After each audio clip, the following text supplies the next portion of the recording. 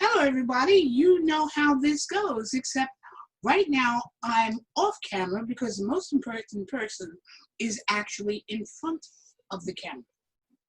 I introduced you in a previous, um, what do we call this thing? In a previous Zoom to Gwen Hardy, also called Boy Gwen. Gwen and I have known each other for that many years, Yeah. but Gwen's story is fascinating. Now, normally when I tell you stories, they begin with once upon a time in the leather dinosaur era long, long ago. But Gwen isn't quite old enough to be a dinosaur. An elder, yes, a dinosaur, no. And it's about time you heard stories from a completely different perspective. So I get to put Gwen on the spot and say, how did you find this world, Gwen, and why? Hmm. Well, it actually started a couple of years before I met you.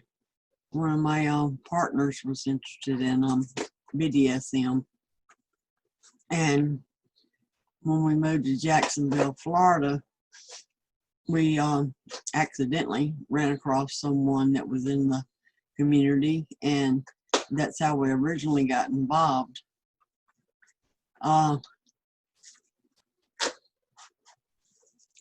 From there, a couple of years later, I came involved with Karen McGee, who later became my mistress, and she sent me to boys camp, and this would have been around the year 2001, 2, something like that.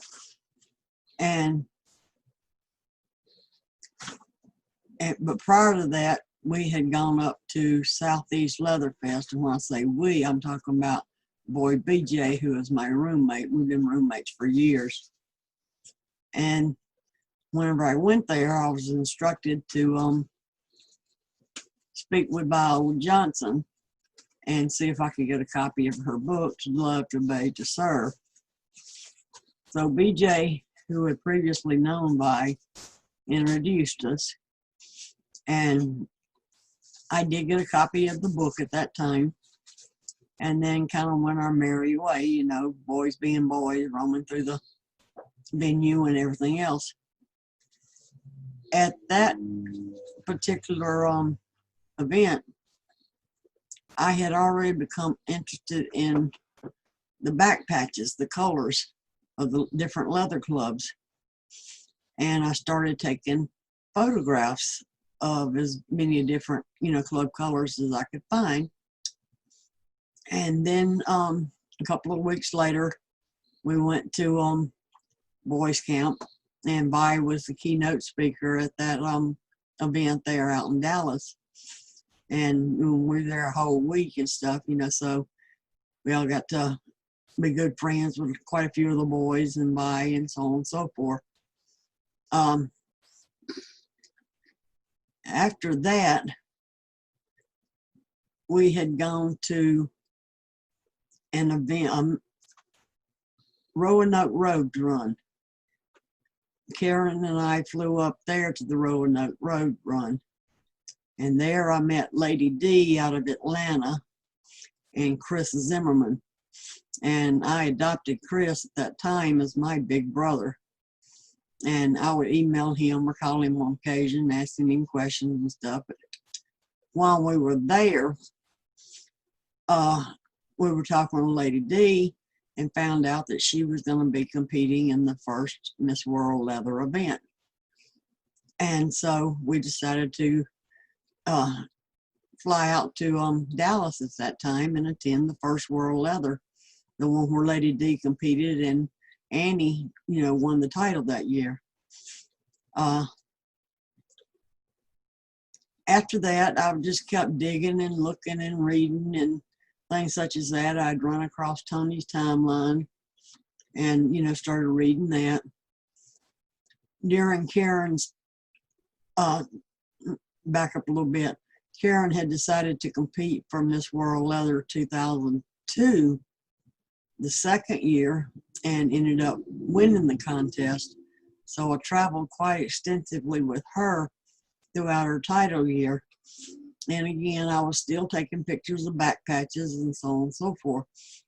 Then I got curious as to how many leather clubs there actually was, and anything I could run across, whether it was a magazine, a newspaper, an article, a Google, or whatever, I started jotting these down, you know, where they were, whether it was San Francisco or Detroit or wherever it may be, and started keeping a spreadsheet, and it kind of grew from there. And I absolutely hate doing this type of stuff, so my mind is racing 10 miles an hour right now, trying to make sure I kind of get it in chronological order. But Doing fine. during Karen's title year, whenever I was at home, I started taking Tony's timeline and Googling these different names and books and publications and things that was listed. And I would save the pictures that I found or any information, and I'd save it in a Microsoft Word document, which is where I had the timeline at that time. And it kept getting bigger and bigger and bigger and bigger and bigger as I started plugging in different club colors and stuff that I had run across and Googling different clubs and bars. And it just got to be massive. I had printed out a hard copy, and it was about that thick, printed on one side, because that's all my printer would do.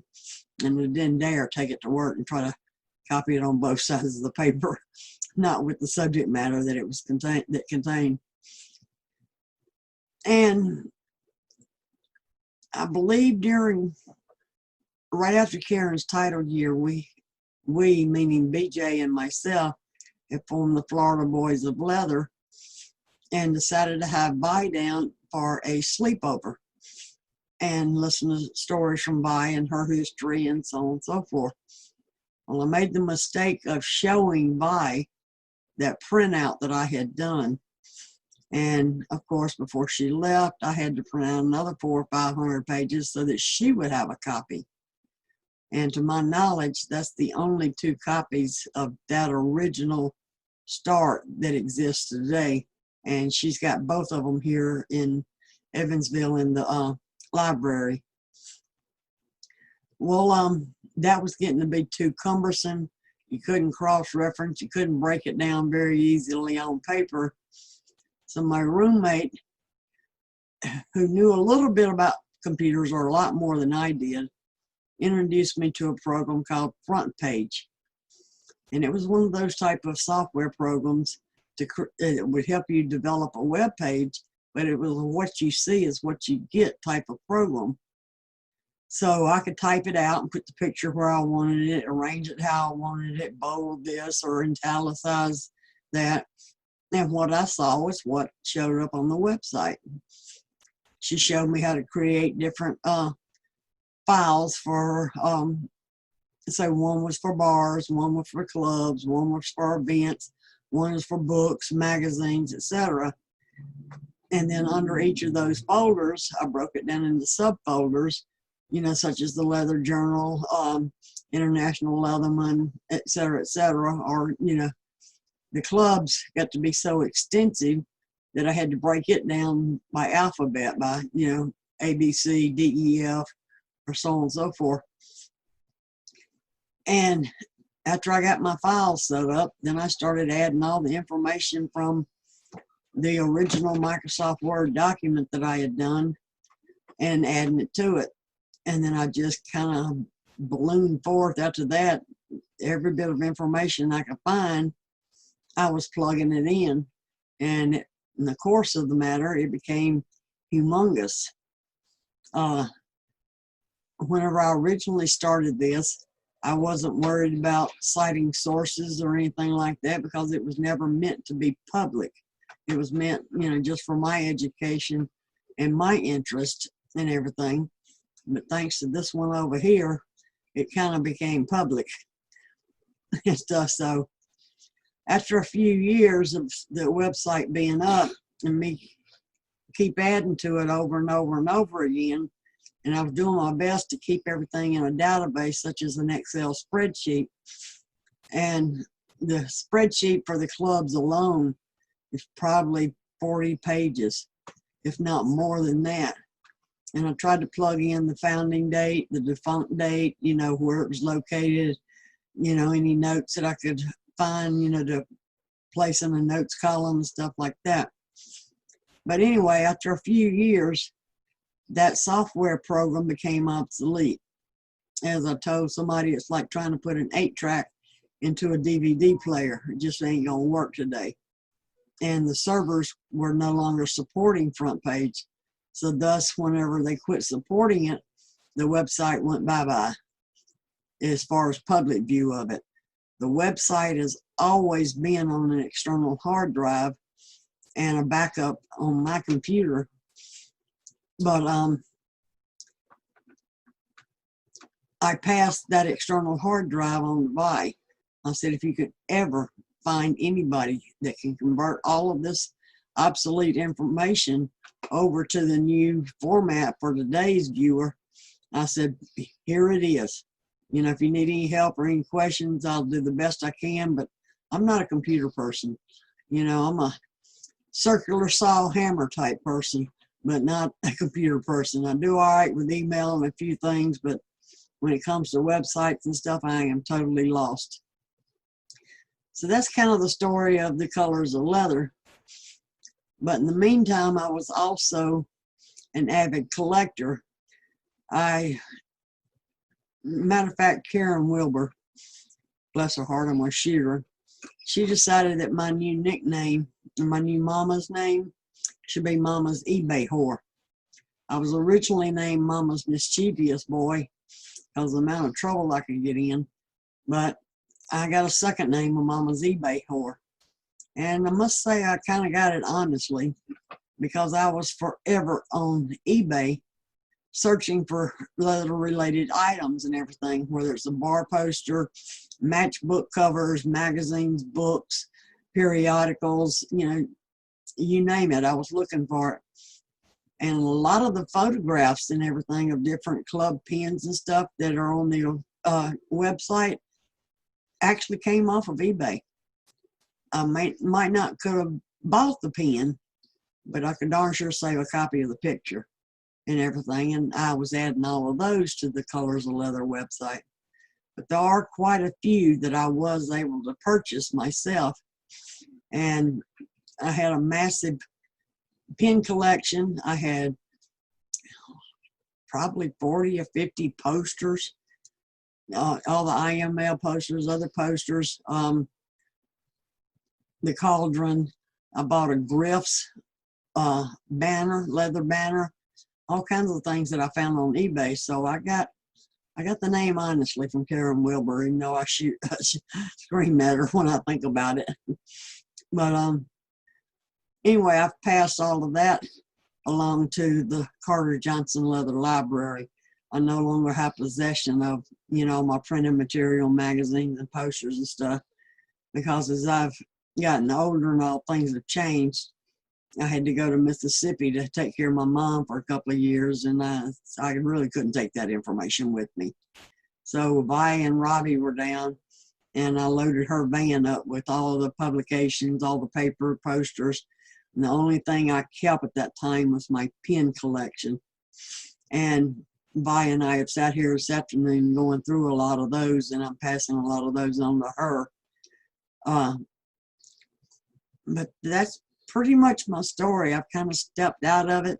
I've forgotten a lot of it since it's been so long since I was doing it real, you know, very actively, like day to day, pretty much obsessed with it. I have gone through breast cancer treatment with the nasty chemo and stuff such as that. So that has affected my mind and everything quite a bit.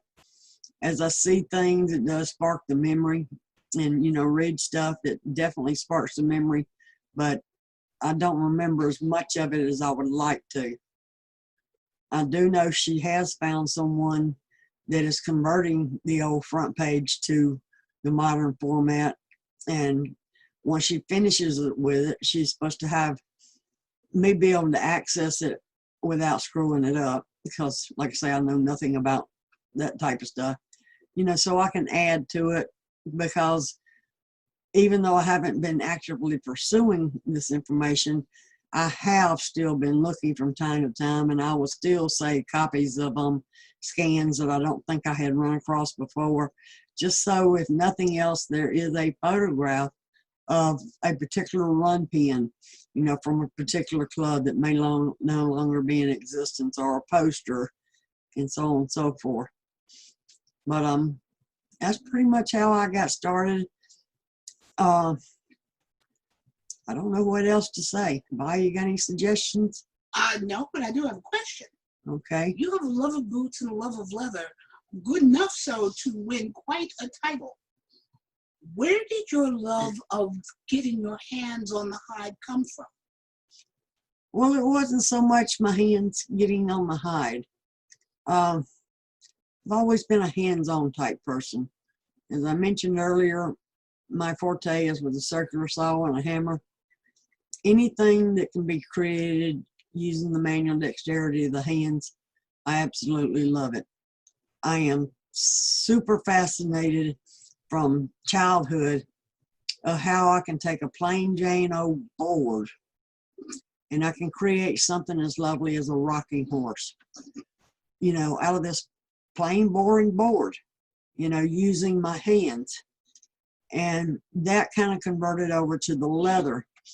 I did take a pair of boots that Ray Castro had pulled out of a dumpster whenever I first started boot blacking, and I actually put them on my belt sander.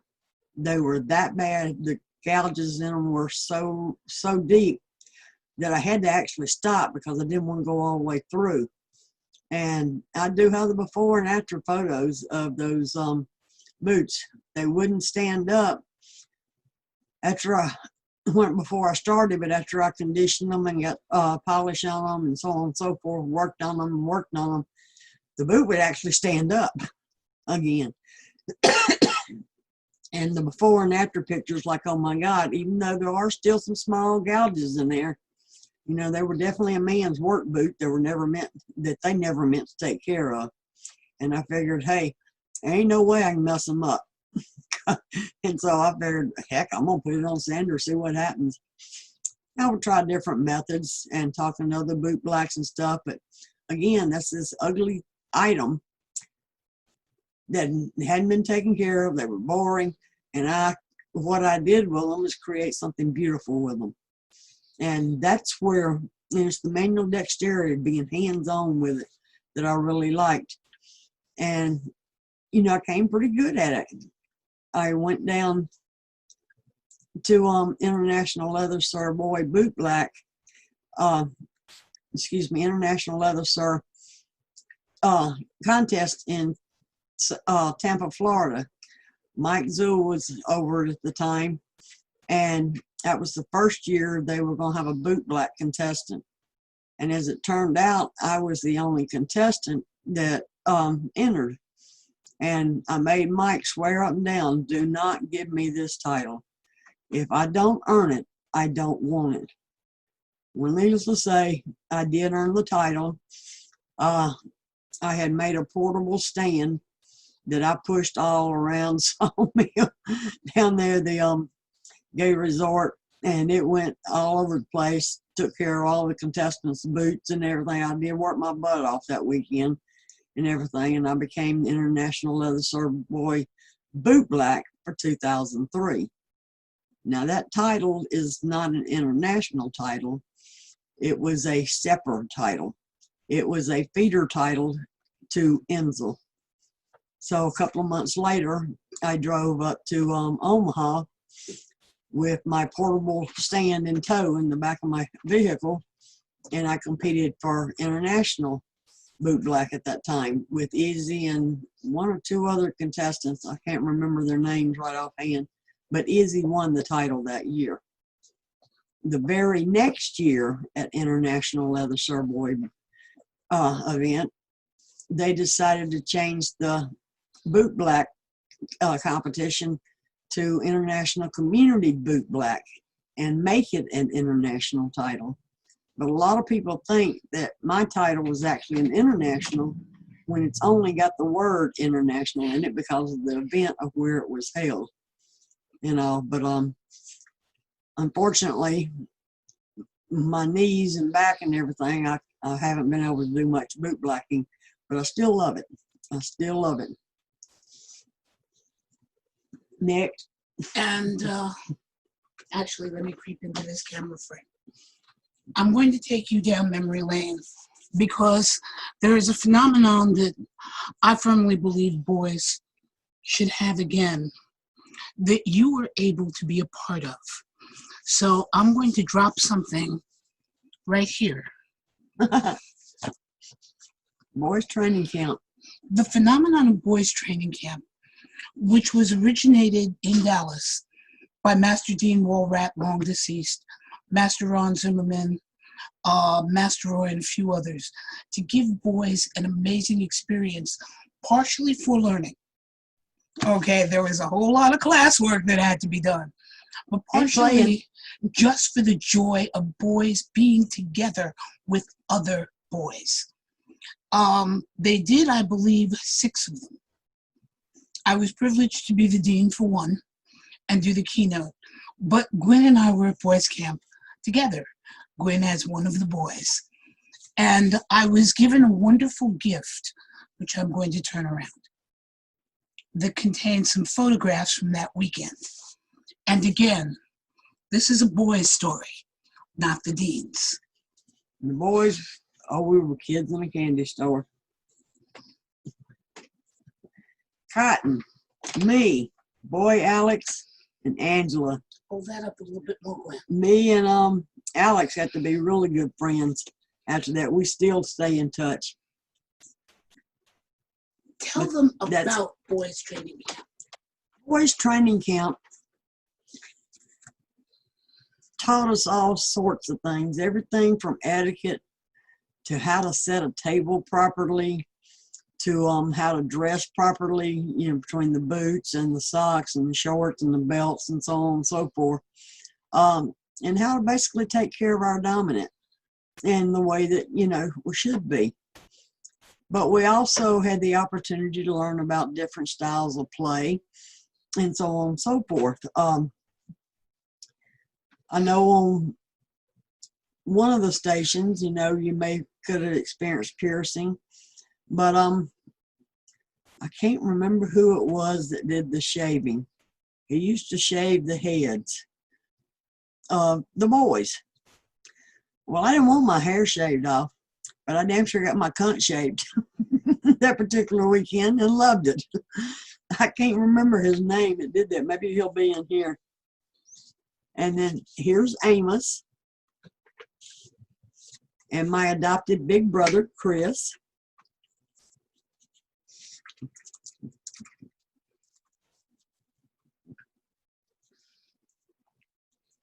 Amos, BJ, and Youngblood. Down at the bottom is Alex, me, Youngblood, and Amos. We were all close. We all fell in love with each other, had a fabulous weekend. And we got Drew, and that's Pixie's butt. Here is Sean. He was one of the instructors at the time. We've got Rose, Greg, and Little Freak. I haven't seen her in ages. We got Casey and Pixie. Now you get to see the other end of Pixie instead of her butt. Then you got Greg, Little Freak, and Guinevere. There was a mixture of female boys and male boys there. Amos and Youngblood. We got Sir Roy holding the drink up, or whatever he's got in his hands. We got Kyle out of Atlanta. That was an amazing class. And here's Vi running her mouth with Amos. It was such a good class. We had Miss Mine and Daddy Bob. I haven't seen Miss Mine in ages either. And Mama Vi's got her coffee, so she's happy.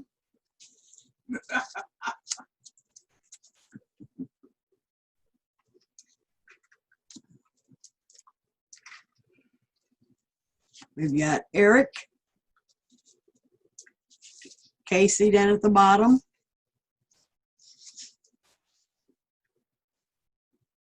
Got Zap and Robbie. Vi again with a cup of coffee in her hand. We got Master Dean and Amos. Master Dean's no longer with us, is he? No, he died at least a decade ago, maybe Yeah, more. I thought he had passed away. And here we all are at the bottom, awaiting our class certificates that we passed boys camp.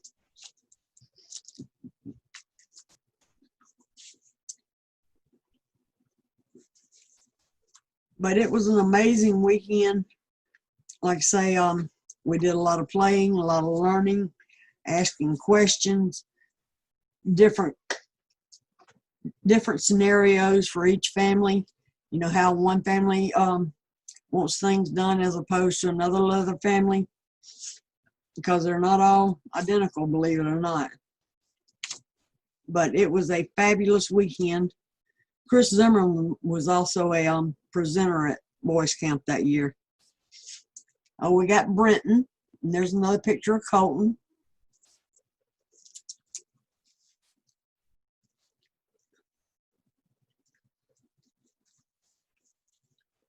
Oh, I made this for you. Yes, you did. I left her a note, and I forgot I even made this for Vi. It says, "Thank you for caring enough to pass along the knowledge you obtained through the years. May we all learn from one another and walk with honor, respect, trust, and integrity. Boy Gwen, 5/9 of 2002. So I met Vi shortly before or shortly after that. Just before. So it must have been just before. I forgot about doing that for you. I didn't. Well, It's one of my cherished possessions. you haven't been through chemo. We got the chemo brain yet. It ain't no fun. One of my cherished possessions, Gwen. By the way, at the Florida Boys sleepover, I went out and bought a cassette tape recorder and a bunch of cassettes. And this is out 2 of the 9 from the conversation and stories and everything that took place at the Florida Boys sleepover with Viola. That ought to be interesting if I ever finds a device to play them. Gwen, thank you. You're more than welcome. Thank you. If anybody wants to contact me, I'm at G.J. Hardy, spelled Hardy, 3131 at gmail.com. Don't know if I'll be able to answer the question, but I'll try my best. Thank you, and see you in the next life.